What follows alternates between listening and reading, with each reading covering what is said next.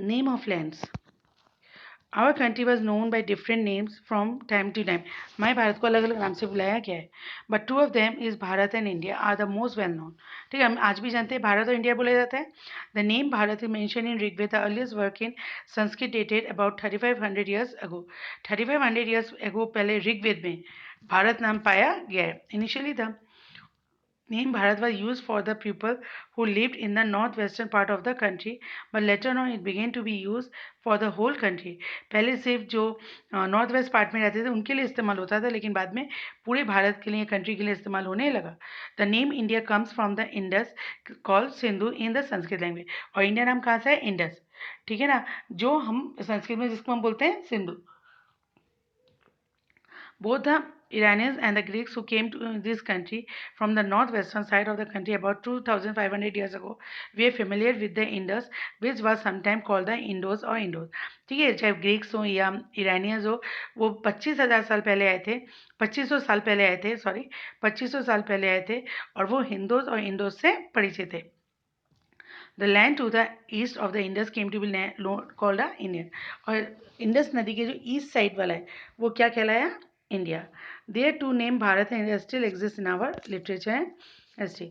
और आज भी हम लिटरेचर और हिस्ट्री में इंडिया और भारत नाम पढ़ते हैं। The geographical framework. How is geographical helpful in shaping the people and history of the people? People of any country of the world are generally influenced by their country's geographical feature. Their style of living, wearing clothes, food, habits are also influenced by it. People living in the cold region like Siberia will naturally wear woolen clothes, like those living in hot countries will wear loose clothes like in Arabia. ठीक है, लोग जहाँ भी रहते हैं उनका जो geographical feature होता है उसका उन पर इन्फ्लुएंस होता है, उनके कपड़ों पे, उनके खाने पे, फूड हैबिट्स वैसे। जैसे फॉर एग्जांपल अगर हम देखते हैं तो कोल्ड रीजन जो साइबेरिया में रहने वाले लोग हैं वो वुलन क्लोथ्स पहनेंगे, और अरेबिया जो हॉट रीजन में रहने वाले लोग हैं वो लूज क्लोथ पहनेंगे। द फॉलोइंग फिजिकल और geographical division of India has affected Indian people and their history in their own way. The great Himalayas, the great northern plains, the Deccan plateau, the eastern and western coastal region. ये हमारे physical geographical division है। The great Himalayas has been always a barrier for invader from the north. North से हमेशा उन्होंने बाहर से किसी को आने से रोका है, इन्वेडर को रोका है। Hence very few invasion has take place from this है। इसलिए ज़्यादातर जितने भी इन्वेजन हुए वो नॉर्थ से कभी भी नहीं है, बहुत कम हुए। India was invaded again and again from the northwestern side simply because of the presence of so many low-lying passes such as Khyber, Kunlun, Gomal, Techi and the Bolan। ठीक है ना, लेकिन भारत में जितने भी आक्रमण हुए, भारी आक्रमण हुए या इन्वेडियन हुए, वो कहाँ से हुए? नॉर्थ वेस्टर्न पार्ट से। और इसका रीज़न क्या है? वहाँ पे लो लाइंग पासेज जहाँ से क्रॉस करना आसान होता है, खाइबर, कुल्लू, गोमा, तेची और बोलान। उसकी वजह से जितने भी इन्वेजन हुए ज़्यादातर कहाँ से हुए? नॉर्थ वेस्ट से। The vast and fertile plains of northern India formed a base for the establishment in the vast empire like that the Mauryan, the Guptas and the Mughal। और जो फर्टाइल प्लेन है north का, उसकी वजह से वहाँ पे बड़े बड़े एम्पायर बने, मौर्यंस, गुप्ताज और Mughals। Have you ever thought why Mathura was the capital of two great empires of the Mauryans and the Guptas, though the gap between the existence of these two empires was more than 6 centuries? This was because Bihar. ठीक है, कभी आपने सोचा है कि दो empire Mughal और गुप्ता, ठीक है, उन्होंने पाटलिपुत्र को अपनी राजधानी क्यों दी, जबकि दोनों के शासन में 600 साल का अंतर था? इसका रीज़न है Bihar Jharkhand was and it still the store house of iron. Bihar Jharkhand आज भी आयरन का स्टोर हाउस है। It was with the help of the iron that weapons of war could be manufactured in abundance which facilitated the establishment of two great empires both with their capital at Patna। और उनसे हम weapon वगैरह बना सकते हैं जो युद्ध में काम आते, और इसलिए वह एक बहुत बड़े राज्य की स्थापना कर सके। The Deccan provide a good military base, so even the mighty empires of the north could not easily win the key and keep those areas under their control for a long time. ठीक है, दक्कन एक military base था, अच्छा, ठीक है, इसलिए ना तो नॉर्थ के ज़्यादातर राजा उसको जीत पाए, और अगर जीता भी तो बहुत दिनों तक कंट्रोल नहीं कर पाए। This was the main reason why the Mathuras was their scanty military power could Marathas sorry. This was the main reason why the Marathas was their scanty military power could successfully challenge the mighty Mughal Empire। और यही कारण था कि मराठास के पास कुछ सैनिक होने पे, कुछ मिलिट्री पावर होने के बाद भी उन्होंने इतने पावरफुल मुगल एम्पायर को हमेशा चैलेंज देते रहते थे। A very long coastline along the western and eastern coast they enabled the Indian, especially the southern power, to establish strong commercial relation both with the South Asian state as well as with the African and European country. और हमारी जो western और eastern में coastal line है उसकी वजह से ज़्यादातर जो साउथर्न पावर है उन्होंने कॉमर्शियल रिलेशन बनाए साउथ ईस्ट एशिया, अफ्रीका और यूरोप से. Clear? The first was the stage of sorry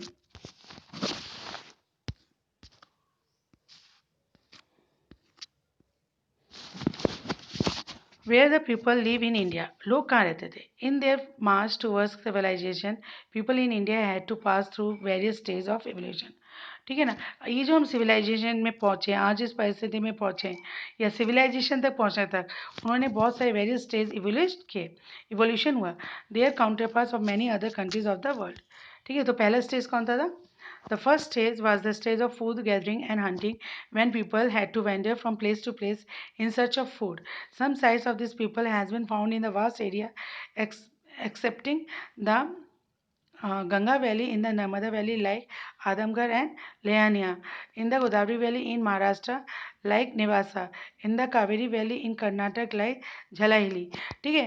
पहले लोग हंटर और गैदरर्स थे. ठीक है. वो एक जगह से दूसरी जगह फूड और तलाश में घूमते रहते थे. और ये जो है Narmada valley, Gangetic valley, Maharashtra, ये जगह जहाँ पे हमें इनके निशानी मिलते हैं, इनके साइट्स मिलते हैं. This stage continue to over thousand of years. ये कब तक था? 1000 of years, 10,000 BC तक था. Then came the stage when man became a farmer and a herder of animal.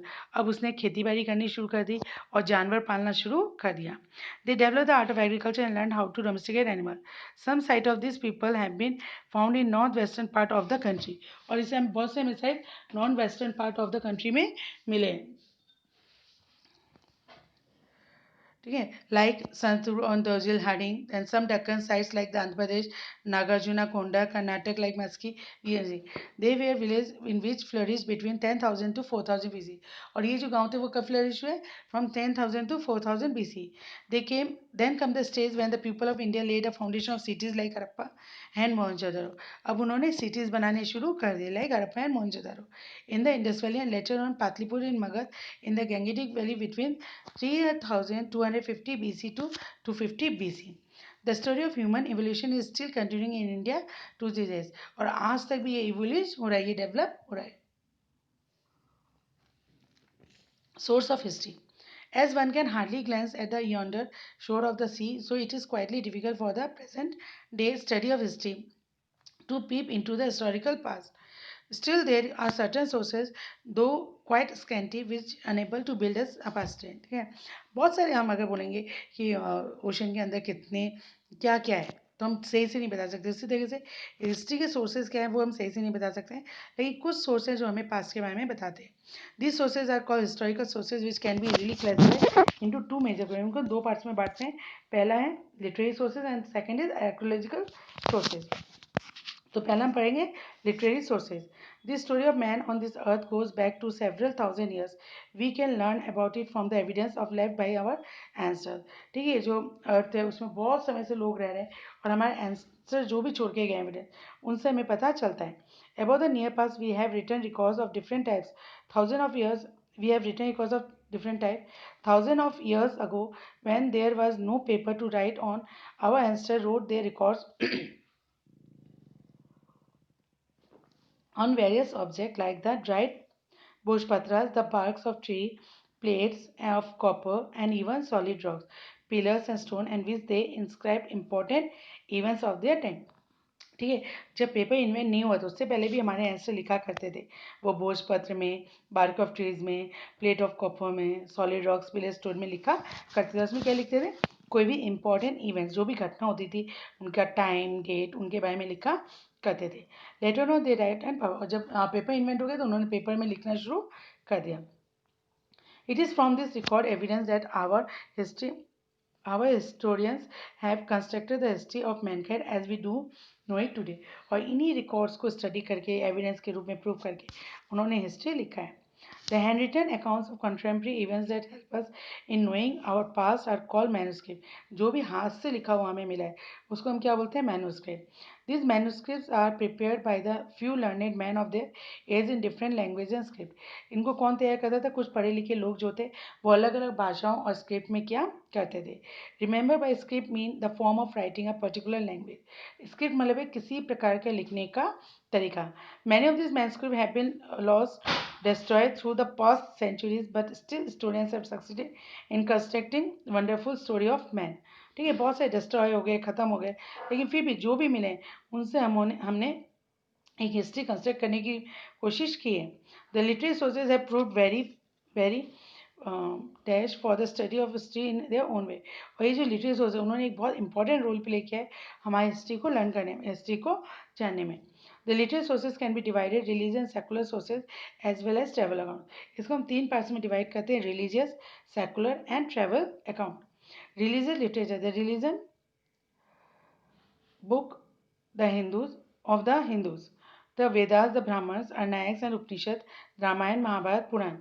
The book Buddhist books Tripitaka, Jatak, Divyasma and Mahayana. And also those of the Jains, Angas, pure religion throw light on the religion, political and economical life of the ancient time. ये सारे religious किताब हैं और उस समय की political, economic और social life के बारे में बताते हैं.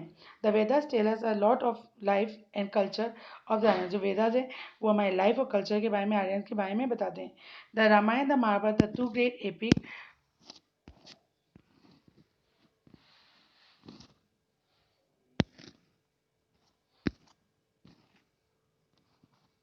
ठीक है, good deal of information about the social and political life of Aryans of the epic as.